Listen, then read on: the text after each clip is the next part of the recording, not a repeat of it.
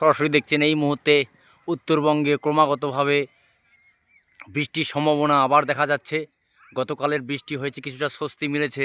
মৌসুমি বায়ু অলরেডি 15 দিন আগে কিন্তু উত্তরবঙ্গে প্রবেশ করেছে, কিন্তু মাঝখানে প্রায় 12 দিন যে অস্বস্তির মধ্যে পরিস্থিতি ছিল, কিছুটা হলেও কিন্তু এবার নতুন করে উত্তরবঙ্গে আবার লাগাতার বৃষ্টির সম্ভাবনা। সেই ছবি আপনারা সরাসরি এই মুহূর্তে দেখছেন আমার ক্যামেরার সাহায্যে।